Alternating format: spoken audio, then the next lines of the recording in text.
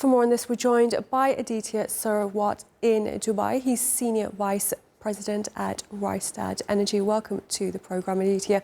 Now, we've seen Brent crude climbing back above that $100 mark. If the Strait of Hormuz remains closed or restricted, what's the worst case scenario price here for oil? Are we looking at a return to that $119 peak we saw earlier, or potentially even higher than that? So, first of all, thank you for having me. When you're looking into deeper or longer conflicts, then the prices would most likely look at headlines and the reactions to it, because so far the prices haven't taken the full-scale war into account. But then slowly and gradually, if we go into the deeper into the conflict, then there is no roof essentially, right? So there are consensus out there between 150, 200, but we have to make sure to understand essentially there is no analog to such sort of disruption in the past.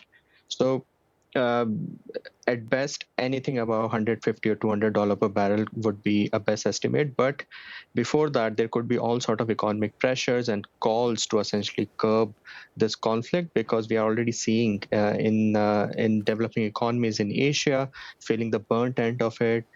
Fuel caps are coming in, jet fuels are availability is declining.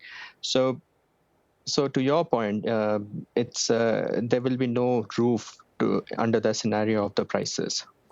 And despite a ceasefire technically being in place, tensions are still high in the region. So what are oil markets watching most closely right now as a trigger for the next move? So how this double blockade would end, that is the biggest signpost out there, because what it does is essentially it creates a structurally contradicting position.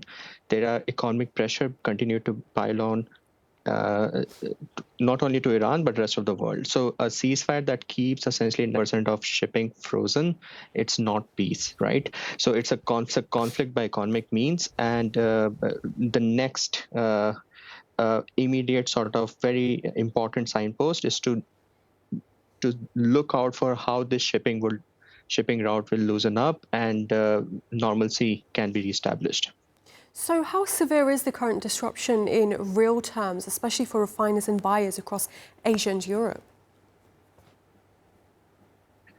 The immediate impact is in Asia, but it's trickling down to Europe and above. We have to understand over 12 million barrel per day of crude is already out across the global houses, and then the immediate impact of that is a lot of reserves have been released by European countries and global countries alike, and it gives you some buffer for weeks, but not enough to essentially capture the wider impact. So to your point, it's quite severe, and it will, as we finishing up the second month of this conflict, entering into the third month and onwards, there will be it will take months before this conflict gets normal. So essentially, you're looking at by end of this year, at best, we could see normalcy prevailing.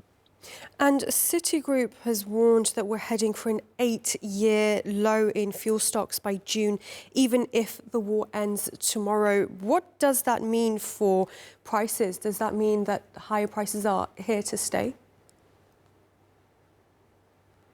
Certainly, because right now we are pricing in some sort of a mixed signal between normalization and disruption, but then fundamentals will soon start to hit. Right before last couple of days, the physical prices and spot prices were quite different, roughly close to $30-$35 per barrel. Variation was there up until we are seeing stocks of crude being released out of Asia. But once fundamentals start to disrupt and come into the play, then we could easily assume by at least this year the prices would be higher for longer. We'll leave it there for now. Aditya Saraswat in Dubai, thank you very much for your analysis.